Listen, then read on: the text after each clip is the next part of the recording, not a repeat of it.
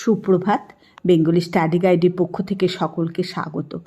আজকে আমরা বলাকা কাব্যগ্রন্থের অন্তর্গত ৩৬ সংখ্যক কবিতা বলাকা, সেই কবিতাটি তোমাদের কাছে তুলে ধরার চেষ্টা করব।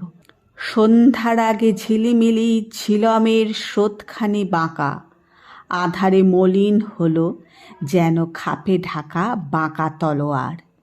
দিনের ভাটার শেষে রাত্রির জোয়ার এলো তার ভেসে আসা তারা ফুল নিয়ে কালো জলে। অন্ধকার গিরি তটতলে দেওদার তরু সারে সারে, মনে হলো সৃষ্টি যেন স্বপ্নে চায় কথা কহিবারে, বলিতে না পারে স্পষ্ট করি। অব্যক্ত ধ্বনির পুঞ্জ অন্ধকারে উঠিছে গুমরি, সহসা শনিনু সেই ক্ষণে সন্ধ্যার গগনে শব্দের বিদ্যুৎ ছটা শূন্যের প্রান্তরে। মুহূর্তে ছুটিয়া গেল দূর হতে দূর দূরান্তরে। হে হংস বলাকা, ঝঞ্ঝা মদরসে মত্ত তোমাদের পাখা, রাশি রাশি আনন্দের অট্টহাসে বিস্ময়ের জাগরণ তরঙ্গিয়া চলিল আকাশে। ওই পক্ষধ্বনি সপ্তময়ী অপ্সর রমণী চলি গেল স্তব্ধতার তপভঙ্গ করি। উঠিল শিহরি গিরিসেনী তিমির মগন, শিহরিল দেওদার বন। মনে হলো এ পাখার বাণী দিল আনি শুধু পলকের তরে। পুলকিত নিশ্চলের অন্তরে অন্তরে বেগের আবেগ। পর্বত চাহিল হতে বৈশাখের নিরুদ্দেশ মেঘ, তরুষিনী চাহে পাখা মেলি মাটির বন্ধন ফেলি। ওই সপ্তরেখা ধরে চকিতে হইতে দিশাহারা, আকাশে খুঁজিতে কিনারা। এই সন্ধ্যার স্বপ্ন টুটে বেদনার ঢেউ ওঠে জাগি, সুদূরের লাগি হে পাখা বিভাগী। বাজিল ব্যাকুল বাণী নিখিলের প্রাণে, হেতা নয় হেতা নয় অন্য কোনোখানে। হে হংস বলাকা, আজ রাত্রে মোর কাছে খুলে দিলে স্তব্ধতার ঢাকা। শুনিতেছি আমি এই নিঃশব্দের তলে, শূন্যে জলে স্থলে অমনি পাখার শব্দ উদ্দাম চঞ্চল। তৃণদল মাটির আকাশ পরে ঝাপটিছে ডানা, মাটির আধার নিচে কে জানে ঠিকানা। মেলিতেছে অঙ্কুরের পাখা লক্ষ লক্ষ বীজের বলাকা। দেখিতেছি আমি আজি এই গিরিরাজি, এই বন চলিয়াছে উন্মুক্ত ডানায়। দ্বীপ হতে দ্বীপান্তরে অজানা হইতে অজানায়, নক্ষত্রের পাখার স্পন্দনে চমকেছে অন্ধকার আলোর কন্দনে। শুনিলাম মানবের কত বাণী দলে দলে, অলক্ষিত পথে উড়ে চলে অস্পষ্ট অতীত হতে অস্ফুট সুদূর যুগান্তরে। শুনিলাম আপন অন্তরে অসংখ্য পাখির সাথে দিন রাতে, এই বাসা ছাড়া পাখি ধায় আলো অন্ধকারে। কোন পারে হতে কোন পারে ধনিয়া উঠিছে শূন্য নিখিলের পাখার এগানে। হেতা নয় অন্য কোথা অন্য কোথা অন্য কোনোখানে। বলাকা কাব্যগ্রন্থের ৩৬ নম্বর কবিতার নামও বলাকা। বলাকা কবিতার নাম থেকেই সমগ্র গ্রন্থটির নাম কল্পিত হয়েছে। বলাকা শব্দের প্রকৃত অর্থ বক বা বকপংক্তি হলেও রবীন্দ্রনাথ হংস তথা বক সদৃশ্য শ্বেতকায় হংস অর্থেই বলাকা শব্দটি গ্রহণ করেছেন বলেই মনে হয়। হংস শব্দের একটি বিশিষ্ট অর্থ মুক্তি বা মুক্ত। উপনিষদে মানুষের আত্মাকে বলা হয়েছে হংস। বলাকা কাব্যের মূল সুর গতিবাদ। কাশ্মীরে ঝিলম নদীর বুকে বোটের উপর কবি বসেছিলেন। ঘনায়মান সন্ধ্যার নিস্তব্ধতা ভঙ্গ করে মাথার উপর দিয়ে পাখা ঝাপটে উড়ে গেল এক ঝাঁক বলাকা। বলাকার পাখার শব্দ শুধু নিস্তব্ধতাই ভঙ্গ করল না, কবির মনে নিয়ে এলো গতির বেগ। কবি অনুভব করলেন ওই দূরগামী বলাকার মতোই সমগ্র সৃষ্টি যেন ছুটে চলেছে গতির নেশায়। গাছ পাথরও যেন মেঘের মতো উড়ে যেতে চাইছে। শুধু কি তাই, সুদূর অতীতের কত বাণীও তো এইভাবে অজ্ঞাত ভবিষ্যতের দিকে ছুটে যাচ্ছে। বিশ্বময় যেন ধ্বনিত হচ্ছে একটাই কথা, হেতা নয় অন্য কোথা, অন্য কোথা, অন্য কোনোখানে। বলাকার বিমান গতি এবং তার পাখার শব্দ কবির অদ্ভুত কল্পনার জাগরণের সহায়ক হয়েছে। প্রাকৃতিক পরিবেশের মধ্যে স্থাপিত হয়ে কবির গতি অনুভূতি এখানে একটি বিস্ময়কর সমগ্রতা লাভ করেছে। এবং এই অনুভূতি যে কবির একান্ত, যে গতির সঙ্গে একাত্ম কবি মানুষের শ্রেষ্ঠতম মুহূর্তের বহিঃপ্রকাশ, এই সম্পর্কে আমাদের মনে কোনো রকমের সংশয় থাকে না। রবীন্দ্র কাব্যধারার প্রতি পর্বেই গতিবাদের সন্ধান পাওয়া গেলেও তার জীবন দর্শন রূপে গ্রহণ করা চলে না, যা তার সমগ্র কাব্যভাবনার মূলীভূত সুর। সে বিষয়ে তিনি বলেন, আমার তো মনে হয় আমার কাব্য রচনার একটিমাত্র পালা, সে পালার নাম দেয়া যাইতে পারে সীমার মধ্যে অসীমের সহিত মিলন সাধনের পালা। রবীন্দ্রনাথের গতিবাদের মধ্যেও এই পালার পরিচয় পাওয়া যায়। তার নির্ঝরের স্বপ্নভঙ্গ থেকে শুরু করে অসীম থেকে সীমার দিকে যাত্রা, এবং বলাকায় পাওয়া যায় ব্যতিক্রমী সীমা থেকে অসীমের দিকে যাত্রা। বলাকা কবিতায় 5টি স্তবকে স্তরে স্তরে ঘটনাকে বর্ণনা করা হয়েছে। ঘনায়মান সন্ধ্যার অন্ধকারে ঝিলমের কালো জলে প্রতিফলিত নক্ষত্র ছবি ও প্রকৃতির নিস্তব্ধ রূপের একটা পটভূমি। তারপর অকস্মাৎ কলধ্বনিমুখর উড্ডীয়মান বলাকা পংক্তির পক্ষ বিধুননে স্তব্ধতার শক্তিভঙ্গ। সন্ধ্যার আগে ঝিলিমিলি, সন্ধ্যার আসন্ন অস্তরাগে নদীর জল ঝলমল করছিল। ঝিলমের স্রোতখানি বাঁকা। ঝিলম সিন্ধু নদীর একটি উপনদী, এর নামান্তর বেতস্তা। রবীন্দ্রনাথ যেখানে ঝিলমের বুকে বোটে ছিলেন তার সামনেই ছিল একটি বাঁক, ফলে নদীটি কবির নিকট বাঁকা মনে হয়েছিল। খাপে ঢাকা বাঁকার তলোয়ার। তন্নি ঝিলমের বাঁককে বাঁকা তলোয়ারের সঙ্গে কবি তুলনা করেছেন। এটি একটি প্রথা বহির্ভূত উপমা। তলোয়ারের একটা স্বাভাবিক ঔজ্জ্বল্য থাকে, খাপে ঢাকা থাকায় তা অদৃশ্য।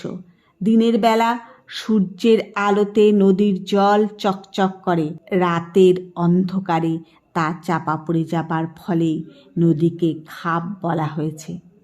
দিনের ভাটার শেষে রাত্রির জোয়ার, নদীতে জোয়ারের জল বাড়ে, ভাটায় কমে। দিনেরও তখন ভাটা চলছে এবং জোয়ারের মতো জোর কদমে এসে গেল রাত্রের অন্ধকার। তারা ফুল নিয়ে কালো জল, ঝিলমের কালো জল সাদা ফুল ভাসিয়ে দিলে যেমন হয়, তেমনি রাতের আকাশের বুকে ফুটে উঠল সাদা ফুলের মতোই তারাগুলো। সৃষ্টি যেন স্বপ্নে কহিবারে। নিকষ কালো অন্ধকারে ঢাকা পরিবেশের নিস্তব্ধতায় কবির মনে হয়েছিল প্রকৃতির এই নীরবতা স্বাভাবিক নয়, তারও বুকে জমে রয়েছে কিছু কথা। কিছু নিদ্রামগ্ন প্রকৃতির কথা তো ব্যক্ত হয় না, স্বপ্নের মধ্যে মধ্যে সেই কথা অনুচ্চারিতই থেকে যায়, তবে একটা অব্যক্ত গোঙানির মতো শব্দ হতে পারে। বলিতে না পারে স্পষ্ট করি। ঘুমন্ত ব্যক্তি স্বপ্নে যে কথা বলে তা কখনো স্পষ্ট হয় না। অব্যক্ত ধ্বনির গুমরি। স্বপ্নে বলা কথা যেমন গোঙানির মতো শোনায়, তেমনি কবির অনুভূতিতেও সৃষ্টির একটা অব্যক্ত বেদনা গোঙানোর আকারে ধরা পড়েছিল। কবিতার দ্বিতীয় স্তবকে শব্দের বিদ্যুৎ ছটা, শব্দের সঙ্গে বিদ্যুতের কোনো আপাত সাদৃশ্য নেই। কবি বলতে চেয়েছেন, বিদ্যুতের ছটা যেমন মুহূর্তে দূর থেকে দূরান্তরে ছড়িয়ে পড়ে, তেমনি সেই শব্দ মুহূর্তের মধ্যেও যেন বিদ্যুৎ ছটার গতিতে দূর দূরান্তরে চলে গেল। মুহূর্তে ছুটিয়া গেল দূর হতে দূরে দূরান্তরে, হে হংস বলাকা। নিস্তব্ধ অন্ধকারে কবি ঝিলামের বুকে বোটের উপর বসে নিসর্গের শোভা উপভোগ করছিলেন। হঠাৎ সেই নিস্তব্ধতা ভেঙে একটা শব্দ মাথার উপর দিয়ে দ্রুত দূর আকাশের দিকে ছুটে গেল। হংস বলাকা। বলাকা শব্দের প্রকৃত অর্থ বক বা বকপংক্তি, অর্থাৎ সারিবদ্ধ বক। কবি দেখতে পেয়েছিলেন যাযাবর বা পরিযায়ী হাঁসের দল। উড়ন্ত সাদা হাঁসগুলির সঙ্গে বকের সাদৃশ্য হেতু সাধারণভাবে বলাকা শব্দে হাঁসকেই বুঝিয়েছেন। এখানে হংস বলাকা বলতে সারিবদ্ধ বকের মতো হাঁসের সারিকেই বোঝাচ্ছে। কবি বলাকা শব্দটির প্রকৃত অর্থ বিষয়ে অবহিত হয়েও হংসপংক্তি শব্দের কোনো একটি প্রতিশব্দের অভাবে বাধ্য হয়ে যে এখানে বলাকা শব্দটি ব্যবহার করেছেন তা আমাদের স্বীকার করতেই হয়। ঝঞ্ঝা মদরসে মত্ত তোমাদের পাখা, মদে মত্ত মাতাল দিগ্বিদিক জ্ঞানশূন্য হয়ে পথ চলে, তেমনি উড়ন্ত বলাকার পাখায়ও যেন ঝড়ের মতো লেগেছে। তাই দুর্দমনীয় বেগে সে ছুটে চলেছে, আনন্দে অট্টহাসে। অট্টহাসিটি কবির কল্পিত হওয়াই সম্ভব। কবি এই প্রসঙ্গে বলেছেন, পদ্মাবক্ষে বাসকালে আকাশে হাঁসের পাখার ঝাপট অনেকবার অট্টহাস্যের মতো হা হা করে চমক লাগিয়ে দিয়েছে। বলাকার কর্কশ চিৎকার অথবা তাদের পাখার ঝাপটের মধ্য দিয়েই কবি ওদের আনন্দের অভিব্যক্তি অনুভব করেছেন। বিস্ময়ের জাগরণ, নিস্তব্ধতার মধ্যে আকস্মিক শব্দের অভিঘাত কবি মনে যে বিস্ময়ের সৃষ্টি করেছিল, কবি সেই বিস্ময়ই আরোপ করেছেন আকাশে বাতাসে সর্বত্র, অর্থাৎ সবাই যেন বলাকার দুর্দম গতিতে বিস্মিত। সপ্তমী অপ্সরী রমণী তপভঙ্গ করি। প্রাচীন পুরাণাদিতে বহু ঘটনা জানা যায়। মুনি ঋষিরা গভীর ধ্যানে নিয়োজিত হয়ে অনেক সময় দেবতারা তাদের ধ্যান ভঙ্গ করবার জন্য নিত্যপরায়ণা অপ্সরাদের পাঠাতেন। নৃত্যে সঙ্গীতের কোলাহলে অপ্সরারা মুনিগণের ধ্যান নষ্ট করত।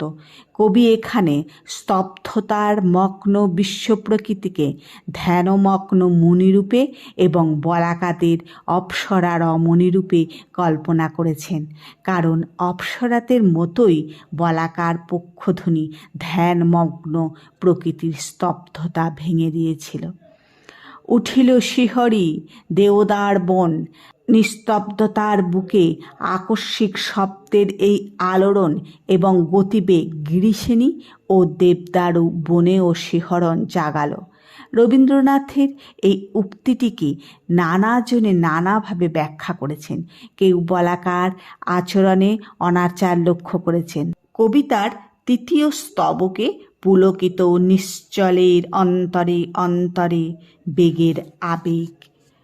বলাকার পদধ্বনি শুধু যে পর্বত বা দেওদার বনেই শিহরণ জাগিয়েছিল তা তো নয়, যে কোনো নিশ্চলের মনেও ওই বলাকার গতিবেগ গতি সঞ্চার করে। পর্বত চাহিল হতে বৈশাখের নিরুদ্দেশ মেঘ, তরুসেনী চাহে পাখা মেলি, মাটির বন্ধন ফেলি, ওই সপ্তরেখা ধরে চকিতে হইতে দিশাহারা, আকাশে খুঁজিতে কিনারা। বলাকার পক্ষধ্বনি এবং গতিবেগ নিশ্চলের অন্তরেও বেগের আবেগ সৃষ্টি করেছিল। তাই পর্বতের মতো অচল জড় বস্তুও যেন কালবৈশাখীর মেঘের মতো উদ্দাম গতিতে নিরুদ্দেশের পথে চলতে চাইছে। মাটির বন্ধন ফেলি গাছের শিখর মাটির নিচে অনেকখানি বিস্তৃত থাকায় মাটির বন্ধন তাকে স্থানচ্যুত হতে দেয় না। কবি কল্পনা করেছেন তারাও যেন বেগে ছুটে যেতে চাইছে। আকাশের খুঁজিতে কিনারা, আকাশের এক প্রান্ত থেকে অপর প্রান্ত পর্যন্ত যেন তরু শ্রেণী ছুটে যেতে চায়। বলাকার গতি তাদের মনেও গতি সঞ্চার করেছে। সন্ধ্যার স্বপ্ন টুটে নিস্তব্ধতায় ঢাকা অন্ধকার সন্ধ্যাকে কবি স্বপ্নাতুর বলে কল্পনা করেছেন।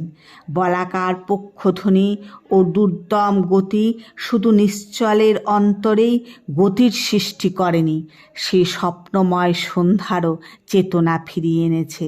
বেদনার ঢেউ উঠে জাগি, মনের ভাব প্রকাশের কোনো উপায় না থাকলে তার জন্য মনের মধ্যে যে বেদনাবোধ পুঞ্জীভূত হয়, যখন তা প্রকাশের পথ পায় তখন তা তরঙ্গের আকারে বেরিয়ে আসতে চায়। বলাকার পক্ষধ্বনিতে সন্ধ্যার অব্যক্ত বেদনাও যেন তারা প্রকাশের ভাষা খুঁজে পেয়েছে। বিরাগী নিরুদ্দেশ যাত্রী, হেতা নয় অন্য কোনোখানে। বলাকার এই যাত্রা যেন অনির্দেশ্যের প্রতীক, কোনো নির্দিষ্ট স্থানে নয়, কেবল স্থান থেকে স্থানান্তরের গতি। এ যেন সীমার বন্ধন ছেড়ে অসীমের দিকে যাত্রা। কবিতার চতুর্থ স্তবকে আজ রাতে মোর কাছে খুলে দিলে স্তব্ধতার ঢাকা, শুনিতেছি আমি এই নিস্তব্ধের তলে শূন্যে জলে স্থলে অমনি পাখার শব্দ উদ্দাম চঞ্চল। চতুর্থ স্তবক পর্যন্ত কবি দেখাতে চেয়েছেন হংস বলাকার পক্ষধ্বনি ও দুর্দম গতির স্থাবর ও জঙ্গম সমস্ত কিছুর মধ্যেই গতি সঞ্চার করেছে। এখানে কবি বলেছেন সেই পক্ষধ্বনি কবির মনেও প্রভাব বিস্তার করেছে। প্রকৃতির বুকে যে স্তব্ধতা জমেছিল সেখানে চেতনা সঞ্চারিত হয়েছে। এবার কবি বলছেন তার নিজের অনুভবের কথা। শুনিতেছি আমি এই নিঃশব্দের তলে শূন্যে জলে স্থলে অমনি পাখার শব্দ উদ্দাম চঞ্চল। কবি নিজেও বিশ্বের সর্বত্র গতির চাঞ্চল্য, যার প্রকাশ বলাকার পক্ষধ্বনিতে অনুভব করেছেন। তৃণদল মাটির আকাশ পরে ঝাপটিছে ডানা, ঘাস যে মাটির বুকে নিজেকে বিস্তার করে যাচ্ছে তাকে কবি অনুভব করেছেন মাটির আকাশে ডানার ঝাপট অর্থাৎ গতি বলে। মাটির আধার নিচে বীজের বলাকা, মাটির তলায় লক্ষ কোটি বীজ অঙ্কুরিত হচ্ছে। কবির অনুভবে এগুলিও যেন বলাকার মতোই ডানা মেলে বিস্তৃত আকাশপটে কিনারা খুঁজে বেরিয়েছে। নক্ষত্রের পাখার স্পন্দনে চমকিছে অন্ধকার আলোর কন্দনে। আকাশের নক্ষত্রতলের পাখার ঝাপটে যে আগুন জ্বলছে তার বেদনায় অন্ধকারের বুক বিদীর্ণ হয়ে যাচ্ছে। আকাশকে বেদে ক্রন্দসী বা রোদসী বলে।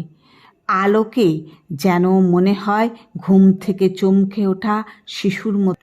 বলাকার পাখা নক্ষত্রের মধ্যেও যে গতিবেগ সৃষ্টি করেছে সেই গতি বোঝানোর জন্যে কবি এখানে নক্ষত্রেও পাখার কল্পনা করেছেন।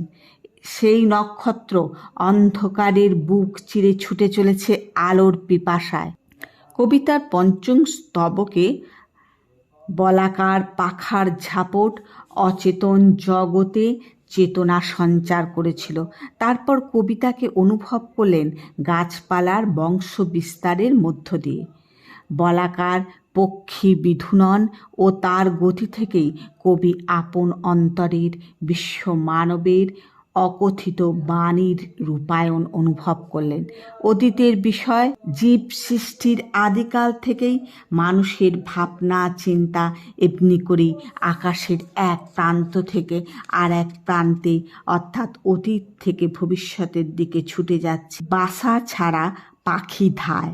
কবির অন্তরে যেসব ভাবনা কামনা এতদিন বাসা বেঁধেছিল, তারাও এই বলাকার মতোই বিশ্বজগতে বেরিয়ে পড়তে চায়। নিখিলের পাখার এ গানে বলাকার পাখার ঝাপটে প্রথমে গিরিসেনী ও দেওদার বন চমক সৃষ্টি করল। কবির অনুভূতিক্রমে স্তর বাহিত হয়ে তাকে অচেতন ও চেতনের স্তর অতিক্রম করে স্বীয় অন্তরে স্থান দিয়েছে। এবার বিশ্ব নিখিলের সঙ্গে তাকে যুক্ত করলেন। মানুষের এই অপূর্ণ অশ্রুত বাণী অতীত হতে যাত্রা করে চলেছে। তারা যেন বলাকার পাখার শব্দে জাগ্রত হয়ে উঠেছে। যা কিছু উড়ে চলেছে তার সহযাত্রী হয়ে অসংখ্য পাখিদের সঙ্গে সঙ্গে।